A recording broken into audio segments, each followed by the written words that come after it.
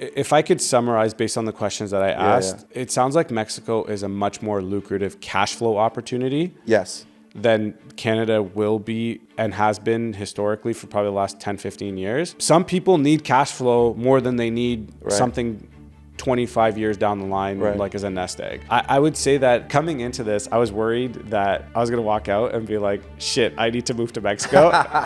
Not that I don't want to. Yeah. I'm a builder in Canada and I'm just getting my career started as a builder. So it's very, like, I have like an existential crisis when I hear people being like, I'm out.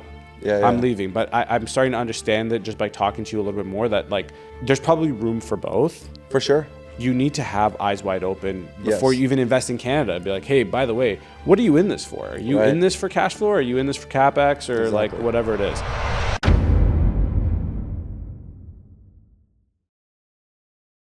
What's up, everybody? Thank you so much for tuning in to another episode of the Basem Hanna podcast. Today, I have a very unique guest in Dave Hutchinson. Thank you so much for being on the show. Dave's got a very cool story in the real estate world, and then he actually touches on a broader topic that most Canadians I find that I'm talking to are going through themselves right now, but we'll get into that in a second. Dave, thank you so much for being on the show. Thanks for having me, man. I really appreciate it. My pleasure. Before we get started, can you give the audience just a quick intro on who you are, what you do, all that good stuff? Yeah. My name is Dave Hutchinson. I've been a real estate broker in Toronto now for almost 9 years. I had a team of 23 agents at one point, cut it back to 5 agents now, 6 maybe. And I've just very recently kind of up and left to Tulum, Mexico to start trading real estate in Tulum. And honestly, I think that that's going to be a big part of our conversation. Yeah. But I just want to like build some structure to the podcast. Yeah, of course. So what did you do before real estate? Yeah, that's a good question. Honestly, I've done so much, but I'll touch on like the important stuff. Yeah, give me the goods. Moved to Toronto because I got hired as a firefighter in the city of Toronto. So I was a city of Toronto firefighter for 8 years. Most people don't know that. I've only really kind of started talking about it recently because it's come to an end officially. Okay. But so did firefighting. I've played hockey in different parts of the world. Moved to Toronto and knew there was more to life than just sticking to one job. I've always been entrepreneurial. Right. So the firefighting thing, seeing my schedule for the next 50 years until I retired and knowing the exact day that I can like retire and seeing that as my freedom didn't sit well with me. I enjoyed traveling. I enjoyed meeting new people, being around different groups of individuals, and then I got into real estate. My neighbor. How did you get into real estate? Yeah, my neighbor. Firefighters only work. I shouldn't say only. Firefighters work very hard. But yes. Shout outs to all the firefighters and other police services that we have. We're blessed. Very respectful job. Lots of great people, but they work 24-hour shifts. Mm-hmm. So you only work 8 days of the month. So you have lots of free time. So most of the people have second jobs or different entrepreneurial skills. My neighbor, when I moved to Toronto, she was always driving nice cars. She looked in the best clothes. She always was at the pool tanning. Right. Seemed like she had some free time. Living a good life. But living a good life. Yeah. And I just asked, like, what do you do for a living? I don't understand. Like, it seems like you have her condo was better than mine. And she said she did real estate. So I don't think that's not true. I don't think most people grow up wanting to be a realtor. It's something that most of us fall into. And I just met her. I worked for her for about a year and a half, 2 years. Mm-hmm. And then And you did it on your own? Did it on my own. And then when did the social media kick in? Because you're pretty up there in terms of like popularity from like the agents and brokers that I meet and talk to.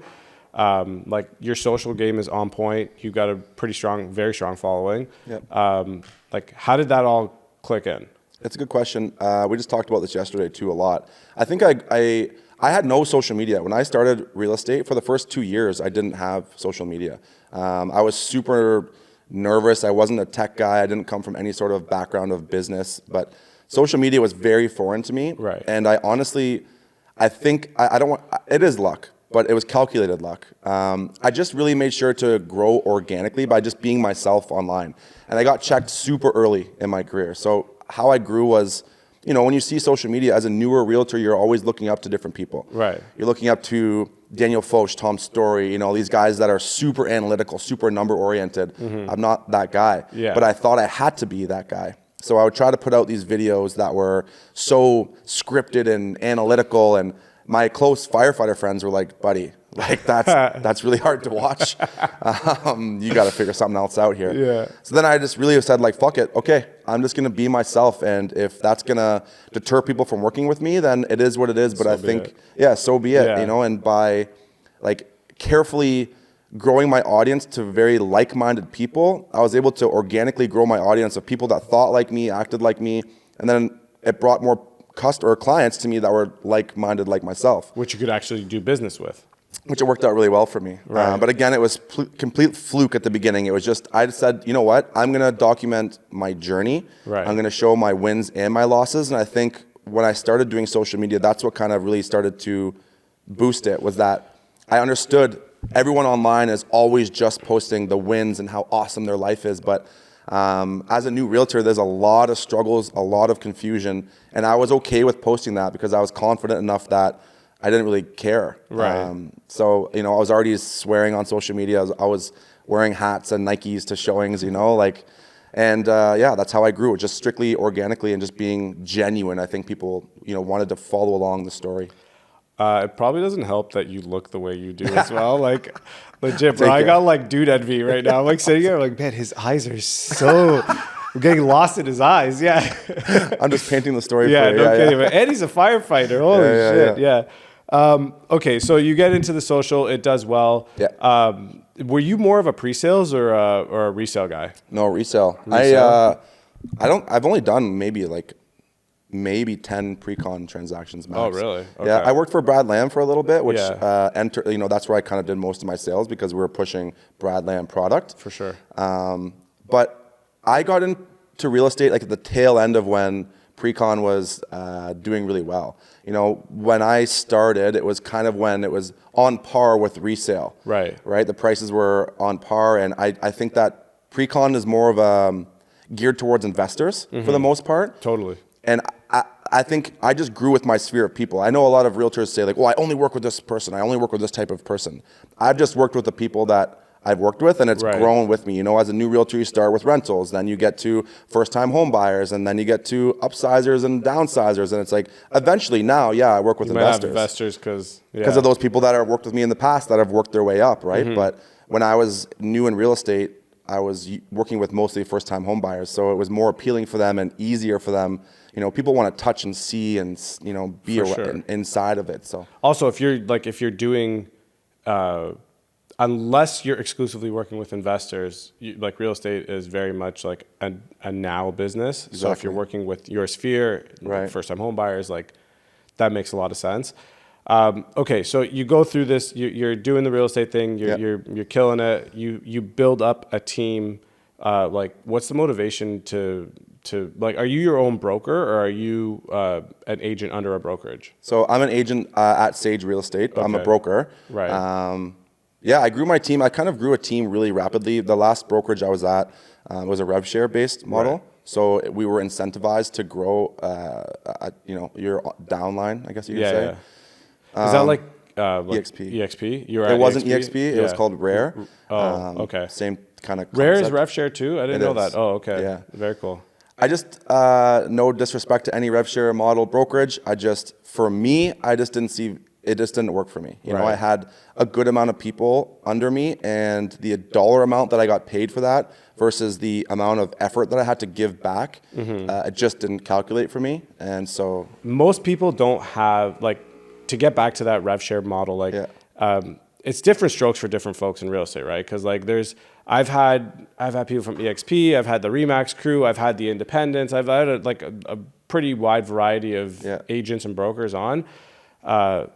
You can make a case for and against it anywhere. So we're not hating on any of these things. Yeah, no. It's for like you said, it's different strokes, different folks. It's Totally. Okay, so you do your thing, you grow the business, you realize, that's not for me. I'm gonna scale down. I'm gonna stick with like my killers. Right. And then I'm gonna move into like a more traditional, let's say, brokerage model. Yeah. And then what happens? Now we're getting into it. Then what? Yeah, I think 2023 was an interesting year. You know, a lot of people struggled in 2023. Totally. Not to sound arrogant, like I worked for everything I have, but I had a really great year in 2023. But then 2024 rolled around and we're still seeing some of the same struggles. And, you know, prices started to rise here. You know, it's so funny because we see Go unfiltered. Yeah, I will. Go unfiltered. I won't. Like, I don't, because I'm gonna play devil's advocate to sure. everything you're saying. Fair enough. Not Okay. that I don't agree with you, but Yeah, I'm just yeah. like, I'm letting you know. I'm For coming sure. at you, bro. No, come at me. No, it's okay. It's a good discussion. Okay, Yeah. so I think prices started to rise. You know, we tell people, we see it coming. We're in the industry. And don't get me wrong, there's bad apples in every career, every industry in the world, right? But there's also a lot of really great realtors, and we're in it. So we see it coming. And it's like, we saw this coming along from a mile away saying, you know, if you want to get in now, I understand rates are high, I understand, but if you need to move here, you need to own an asset here, or you want to own an asset here, do it now while no one's buying, because it's going to come back. Right. And now it's back a little bit for freehold properties anyways. For sure. You know, if you have a good freehold property right now, it's selling in 7 days and multiple offers. It's just it's back. That market is back. It's back. I've noticed that. Exactly. Yeah. So it got to a point where people get so frustrated. It's a very confusing market right now. And I don't want to blame realtors, but I kind of will. I think because there's Fuck it, bro. You don't even live here yeah, I was anymore. gonna say, Good. you know, I don't give a shit. No, I'm Yeah. joking. No, I think realtors, there's no like, there's a huge lack of transparency. There's a lack of training and education for realtors. There's no real rhyme or reason for anything. So every realtor has their own tactics of how they sell utilize their business, and that's okay. But now we're seeing clients. This is a real example. You know, hey Dave, I want to see this property. It's listed at $699. Okay, hey, you know, I understand, but that property is actually worth $900,000. Right. Okay, understood. Hey Dave, I want to see this one. It's listed at $799. So it's going to be worth $1 million because that's the same. No. That one actually going to sell under asking. Yeah. And they're like, well, that doesn't make any sense. Okay, no problem. Hey Dave, I saw this property that I wanted to look at, but they just price increased. Yeah, they didn't sell on offer night, so they price increased. And okay. But I saw this property and the price decreased. Right. They're just so lost right now, and it's so confusing. There's no rhyme or reason for it. Everyone's frustrated.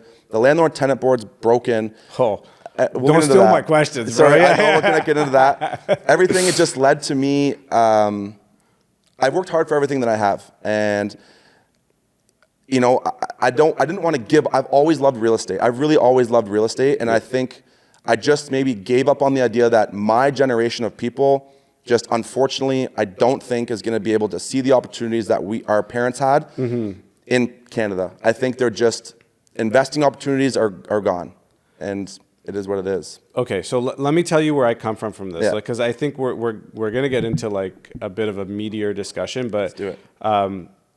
Like there's generally two types of people, right? Like there's the people that are like they've been here for generations, Yep. and then there's like the immigrant community, Right. right? I am that immigrant community, Right. or like, I mean, my parents are technically the people that came here, but I was there with them. Yeah.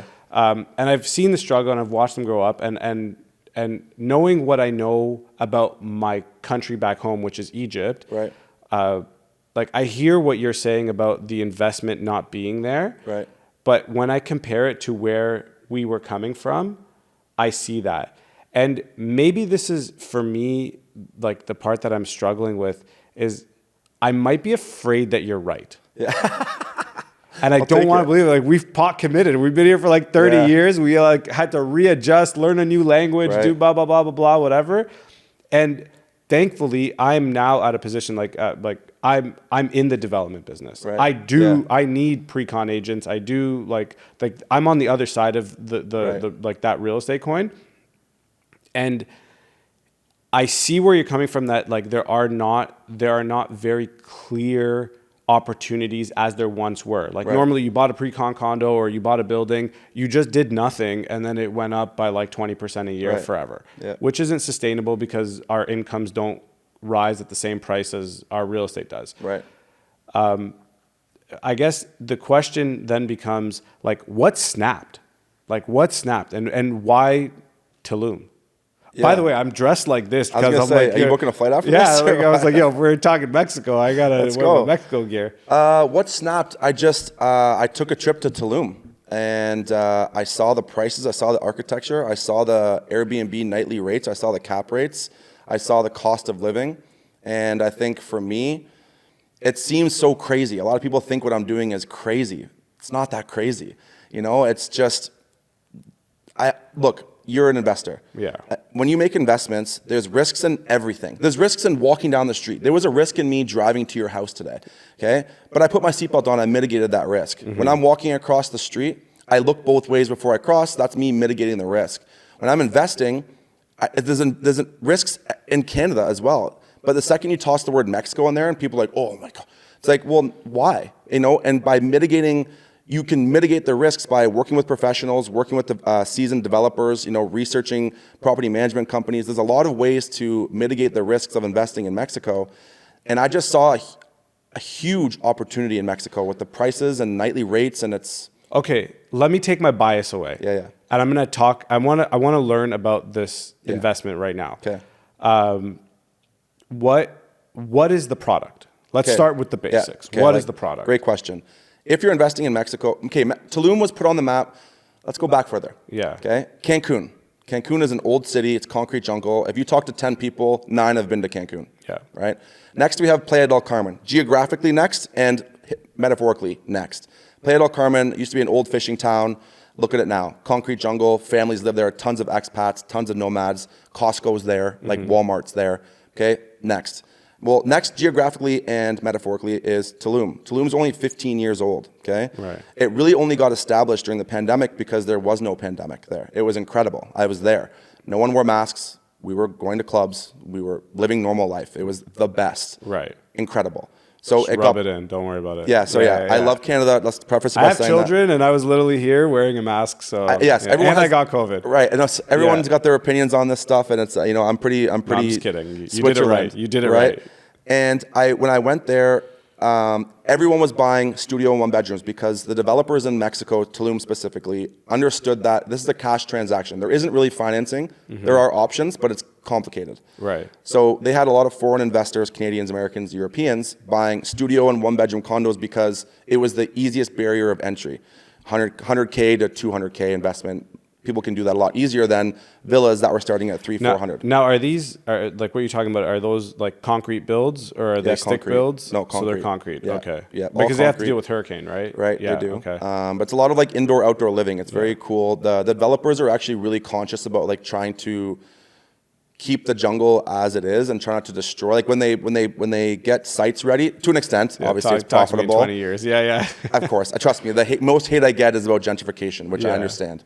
But they do try a little, okay? A little. That's good. They try. A little is better than none. Right? They don't bulldoze areas. They hand cut trees, and they try to keep the trees that they can, honestly. Again, it's profits. But so studio 1 bedroom was flying off the shelves. Now, I wouldn't touch that with a 10-foot pole because there's so many of them that's now ruining resale options. We're investors. I'm an investor too. We always need an exit strategy. Yeah. There's no exit strategy for 0 and 1 bedroom condos down there. Nightly rates are suffering because Tulum is evolving as a city. Tulum used to be backpacker, hippie haven. It's not that anymore. The airport just got built. There's 26 private jet hangars. They're building, Nobu is confirmed, Four Seasons confirmed, Faena is being built, Shangri-La is going there. They have like a new shopping center with all like Gucci, Louis Vuitton, Prada. Tulum's evolving. It's on the come up. It's on the come up of changing its clientele of visitors. So now the product is villas. So we're only selling villas. Well, I'll sell anything, but mainly selling villas. They're starting at like 350 to upwards of $1 million. But the cap rates you're seeing are like 13%. It's crazy. Based on what? Based on rent? You're talking about based on Airbnb style Just Airbnb rentals. Numbers only. That's not including your appreciation value. What are the assumptions that you make when you're making those like those Airbnb cap rates? Like how many room nights? So occupancy rates realistically, it's seasonal. Tulum's very seasonal. That's an issue that's in Tulum, which is why I'm going to be doing. I do well there is because I'm realistic with investors.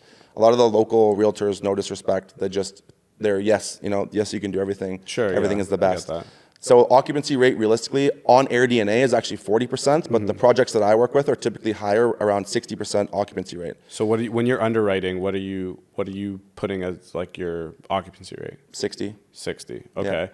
Yeah. Just for clarification, Yeah, no. like, I'm an investor in a hotel Yeah. project, like, Yeah. but it's in Canada. I know, Yeah. shame on me. No. Yeah, but it's like connected to Pearson, Fair. and which would arguably make it like I higher. was gonna say, what, yeah, 80, 90? It's like at 75. Okay. Like, and that's good. So Right. 60 is like 60 is reasonable, Right. but like, But it's gonna change too. Scary. It is, but you make so much money. Look, because Tulum right now is dead. June, July, August. No one goes Right. to Mexico. It's a It's too ghost hot. town. Yeah.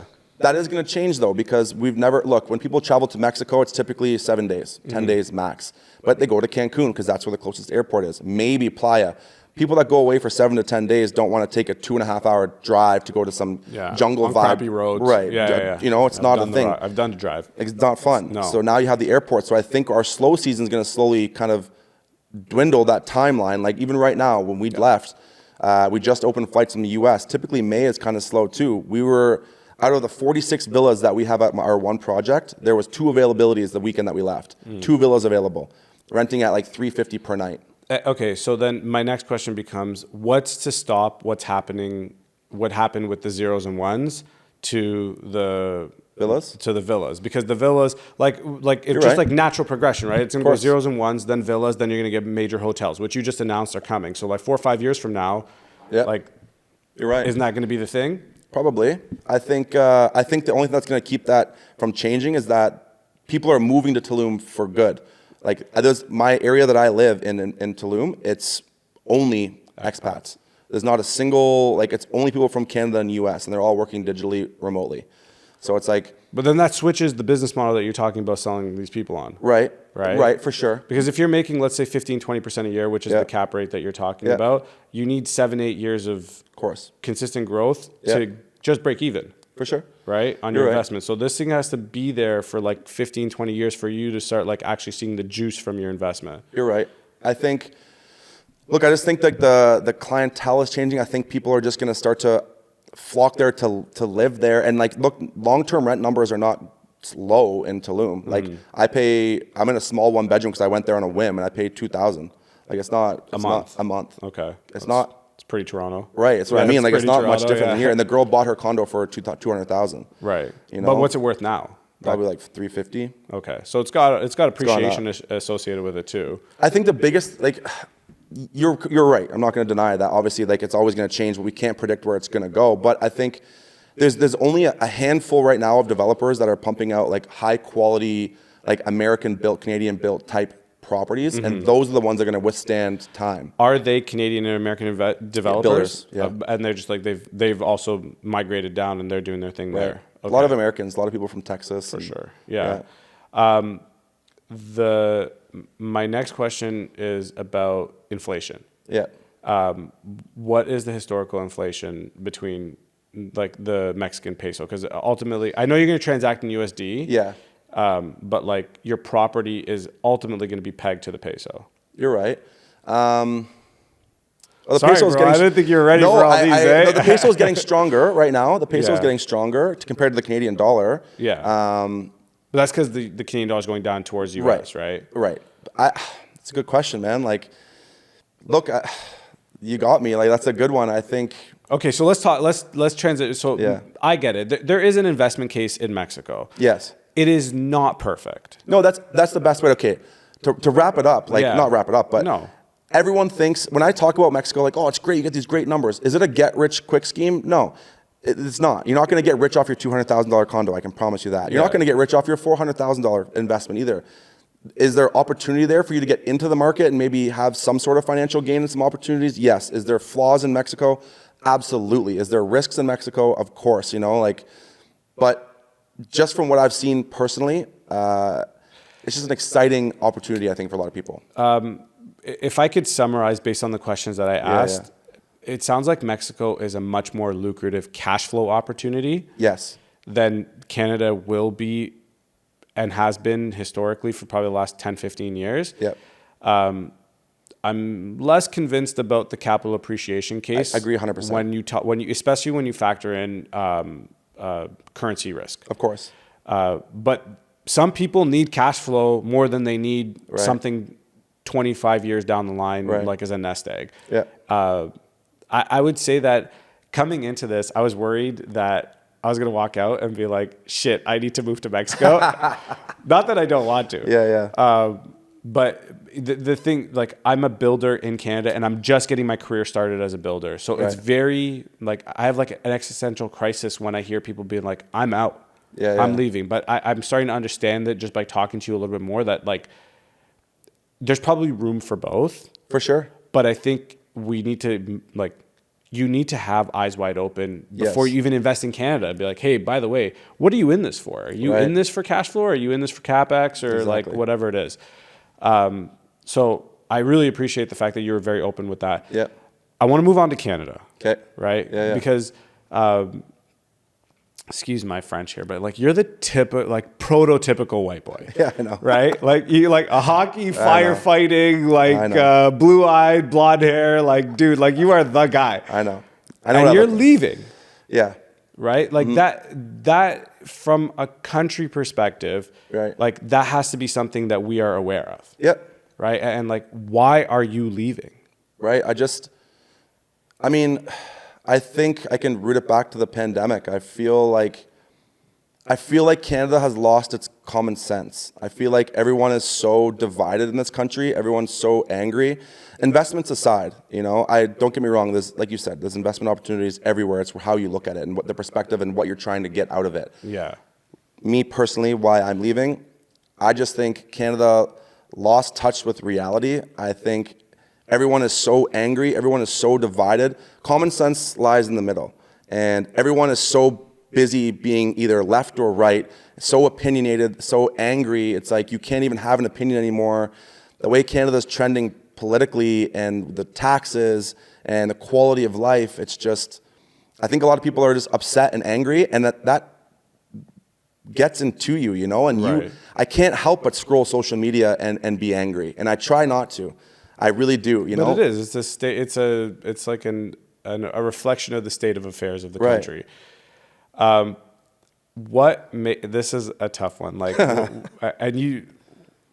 why not stay and fight to make it better? It's a good question, and this is actually what angers a lot of people. To be honest, people think that I hate Canada, or first of all, like I don't hate Canada. I'm very grateful that Canada has. I'm privileged to be Canadian. I really am. I can travel anywhere in the world. I'm respected anywhere in the world. I have an amazing country here. If I ever want to come home, it's just. I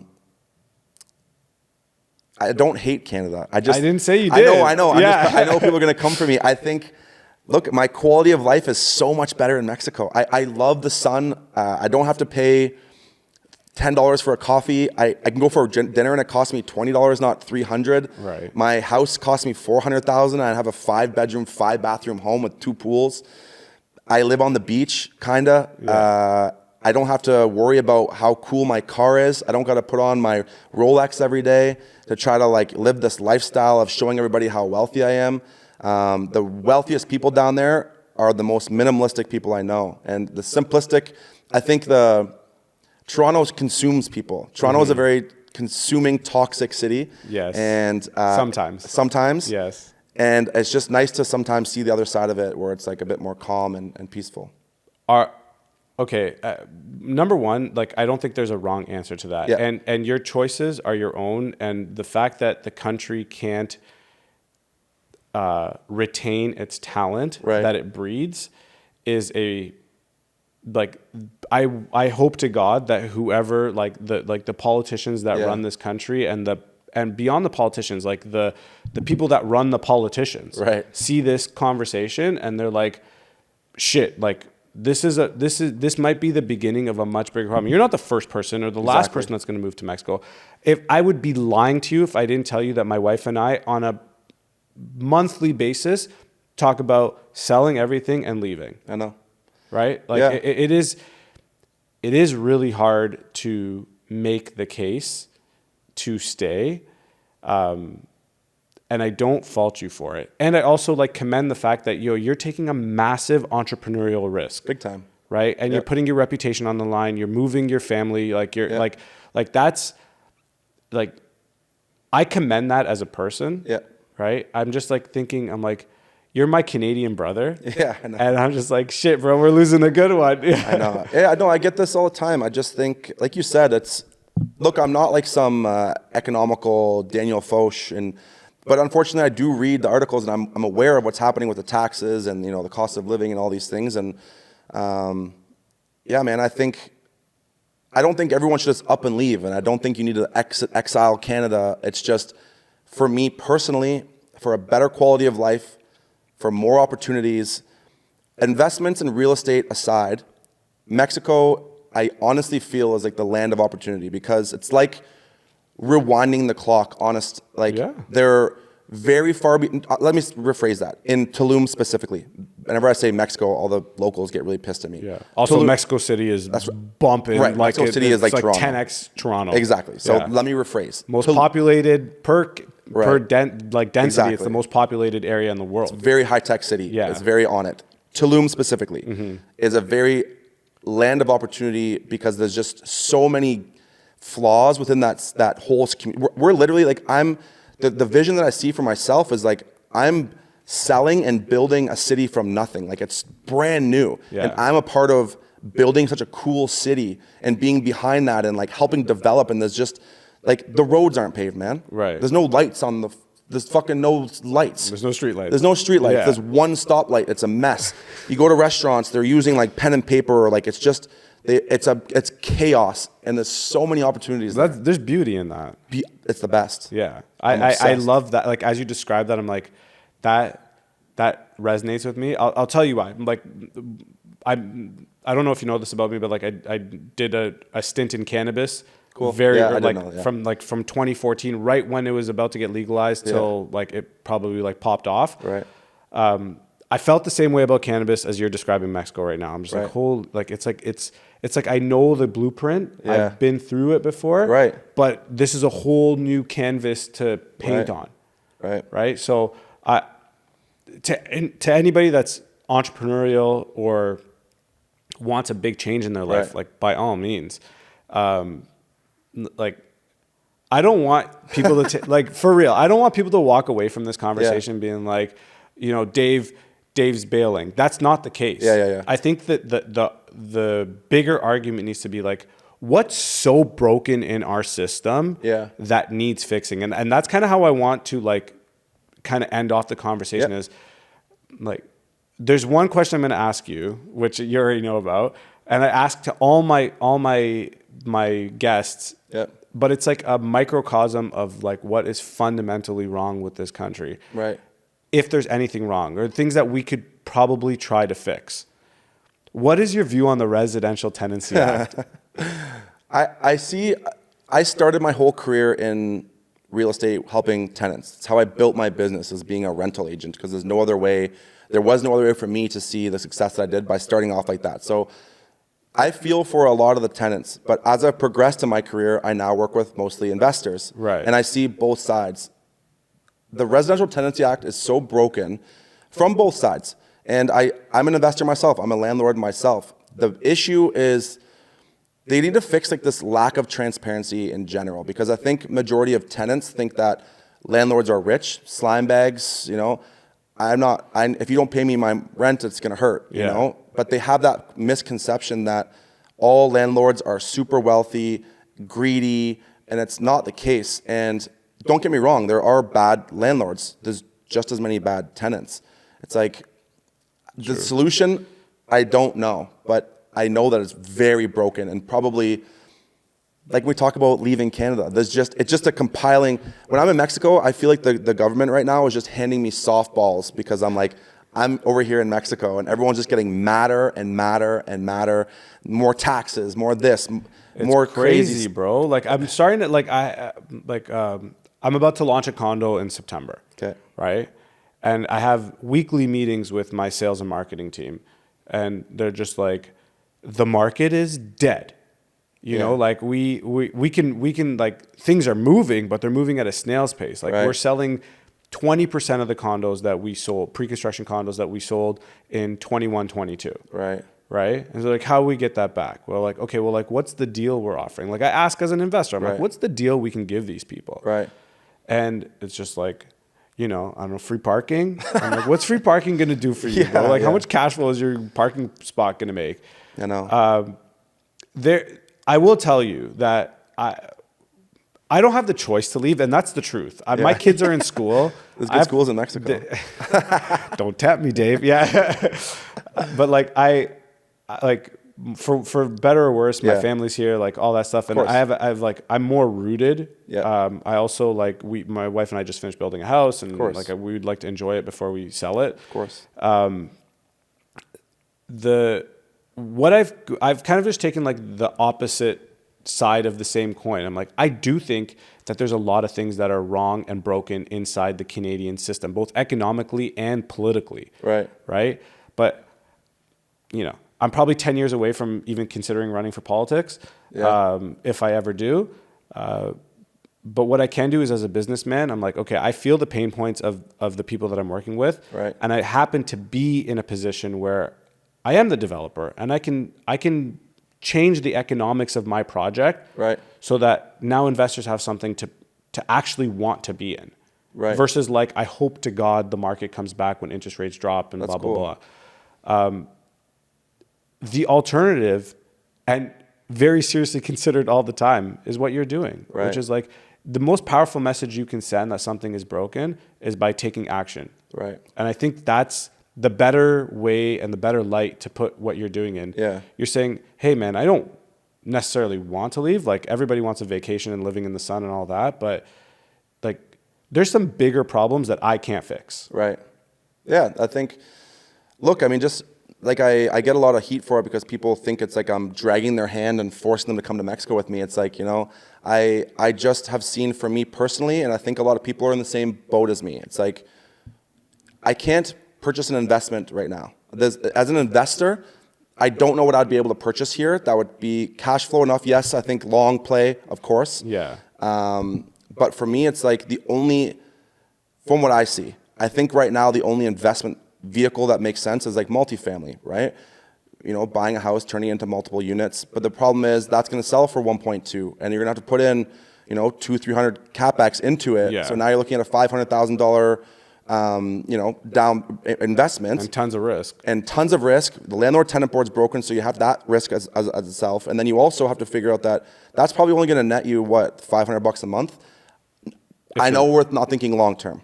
Right? No, but like, what you're saying is people's reality. Like, you still have to get to long-term. That's what I mean. Like how do you get in? Because the other alternative is buying a one-bedroom condo. Well, the thing is, most people don't want that, because the sphere of people that I'm around are in their mid-30s, they have a partner, they're working from home, and they don't want a one-bedroom condo. They want a 2-3-bedroom condo. Well, that's $900,000. Yeah. It's like in a decent area, right? And they just can't get into it. So it's frustrating. So they bang their head against the wall, and they're trying, and then they go to renting. Well, renting that same unit's going to be $3,500. It's like, how do you get ahead? I think no matter what version of this, landlord-tenant board needs to be corrected. Yes. Like, it needs. What's the solution? Do you have a solution? Honestly, I think you got to go to like a very like Florida style model, which is like, if you don't pay, like, what is the bank's recourse if I don't pay my mortgage? I know. They take it from you. How does that not like flow towards the person that is ultimately responsible or signing a contract to pay your rent? That being said, there should be equal punishment if you are a slumlord. 100%. Like, they take it away from you, or something, or like they have ownership in it or something. Yeah. Like, because I've been a tenant and I've been a landlord. Yeah. I've been a property manager for God knows how many years. Like, if you can't sympathize, of course, with the tenant as a landlord and the landlord as a tenant, you don't understand what, like, walk a mile in somebody else's shoes, right? Agreed. Yeah. So I think that there just needs to be more clear-cut lines, and you got to be able to, like, you don't need to go to the landlord-tenant board to change the locks. So, like, it's day 31. Here's the evidence. Right. Like, I'm changing the locks. You know, then come talk to me. You can't get into your house. Then we have we're gonna have a real conversation, and you're probably gonna show up with a check. I agree. No, I think that's the only way to do it, is have a clear understanding of expectations from both sides. How is it in Tulum? You know what? It's from what I've heard, It takes about 2 months before you do your Sure, court order give them a stuff. 30-day grace period. Right. Whatever. It takes that's 2 fine. months, and then you can go change the locks, and then you can kind of have your own. You get them out forcefully. With the, Yeah, forcefully. Yeah. With the cartel. yeah. Someone. Yeah. Let me tell. Okay, I do want to tell you like what my little solution is to the investment problem on my end. Okay. Most of the stuff I do is syndicated, which means that like I'm a developer, Yeah. but like let's say the $15-20 million that the developer needs to put into equity into a project, Right. it's not my 15 million. Right. I raise it like $100 to $200, $300,000 at a time. Right. What I've started to do is I've started to say, end user, why don't you invest with me in the developer, so that when the project is complete and all the condo units have closed, the developer realizes their profit. Normally, the money you put into the developer will 2x or 3x, depending on how good the deal is. Right. So, like, let's say you put 150 grand into the developer, Okay. and 150 grand into 20% deposits into a pre-construction unit. Right. You're into it for 300 total. Okay. The 150 that you put into the developer, the minute that you've closed on your pre-construction unit, is now realized, and now it's not 150 anymore. It's maybe 300 or 450. So all of your money is out of the deal. You own a condo unit with 20% down. You're not making any cash flow still, but at least you're out. Right. Right? Like you've had a 3-year cycle, you've done your thing, and you're gone, and you can do it again and again and again. That's cool. That is my solution to this. Okay. That's what I'm coming at this with. That's cool. I'm trying. No, I think that's cool. I think that's a good way to put it. You know, I think I'm just trying to like get you going. No, now. yeah, Trying to. by all means. It's condos you're building. Condos. So I think the issue right now that we're seeing, you'll probably agree with this, is that everyone talks about there's a big supply-demand issue, which I think there is. But it's also not really. There's a ton of condos out there for sale, assignments, and newly finished condos that are built. Like, how long does it take to finish a project? 5 years? 3 years. 3 years? Well, 3 years from when you put shovel on the ground, but probably like 5 years from the start of pre-sales. So, like, that's the concern I think people have, is that look at the people right now that are bleeding money because they bought 5 years ago. The whole mentality of everybody was like, oh, I live in Toronto. I don't need a place to. All I want to do is sleep there. I was selling 400 square foot condos like every other day. Yeah. You know, it was easy because no one really gave a shit. Right. But now the whole world's changed in 5 years, and it's like you have a ton of condos that are coming to fruition now that were being designed and developed 5 years ago, and nobody even wants. I don't think you can sell those if you tried. Right. You know, they're definitely not getting bigger. They're not going to get bigger. They're not getting any bigger. I'll tell you. So how do we solve like that? You know what I mean? Like, I know there's no solution to that, but people. Like, I mean, look, if you're going to compare Toronto to Tulum, it's impossible on a square footage perspective, right? Like, there's like compare Toronto to like New York, Australia, like even like if you've been to Tokyo or any of like the Asian capitals, like they're like 500 square foot bachelors, or who you living here with, but like I don't think Toronto's there yet. Like, Toronto is not New York. It's getting there, but it's not, you know, and it's not Tokyo, definitely, and like all those other places that I'm mentioning. Look, this is our hood. Yeah. So, but like, I think that there is, one way or another, this will figure itself out. I guess my counter to that is, how's the rental market? Forget the sale market. In Toronto? Yeah. I mean, prices are pretty decent right now, to be honest. Everyone's saying the prices are dropping, but I don't think that. There's just a lot of inventory to choose from because there's, you know, all the condos on Mercer, 543 Richmond, 123 Portland. There's a ton of inventory for new condos, which is driving the price. Like, I think I saw an article today that said rent prices were down something. I don't think that's true. I think they have to come down a little bit, bro. It's I agree. Wild right now. I agree. I think it's just because there is a big supply right now of these new condos. Like, there's 50 in 543 Richmond. Yeah. The condo just got registered, and like all the investors need to rent. Right, and they were competing 108 Peter Street. You know, I have a guy in there that there was 72 units for rent in there at one time. It's like, well, how do you compete? The only thing you can do different is lower the price, and that's it. Lowest price gets it. The only benefit to that investor is that in a year from now they can put the price back to market rent. But then it's like, it's now I understand why tenants are. Now you're in landlord-tenant board territory Right, now again, I understand right? why the tenants are upset because they're like, well, I agreed to 2,000, now you want to charge me 3? Like, I can't make that jump, Yeah. you know? And then they're back into the open waters of dog shit. And we can talk about that for how much time you guys got? Dude, I think, honestly, listen, like, today was the first day I met you, but we have indirect history together. Yeah. Dude, I'm actually like so proud for you. Thank you. You're crushing it. You are like the true definition of an entrepreneur, man. Like, you've taken a career from firefighting to real estate to international real estate. You're crushing it. Thank you. You're not doing anything wrong. And anybody that tells you that, like, fuck them. Thank you. Yeah. I kind of feel the same. Yeah, exactly. Tell them to meet you in Mexico. Exactly. Yeah. And I promise I'll come see you in Tulum. All right. Give me one chance to show you some of the cool real estate. I'll probably buy a piece of real estate. Yeah. I'll send you some of the villas. Thank you so much for being on the show. This is probably one of the most insightful and like real conversations that I've had on this podcast. So I appreciate you being here. It was a good one. Thanks for having me. I appreciate it. We'll do another one maybe next quarter. Let's go. In Mexico. In Mexico. Yeah, I'm in. Thanks, man. Thanks, dude. Appreciate it. Well, that's another episode of the Basem Hanna podcast. Thank you so much for tuning in. And thank you to Dave for being our fantastic guest today. To catch this and other full-length episodes, you can go to our website, basemhanna.com. That's BASEMHANNA.com. Or you can catch full-length episodes on YouTube, Spotify, Apple, Amazon, or any other podcast platform. Till next time, peace.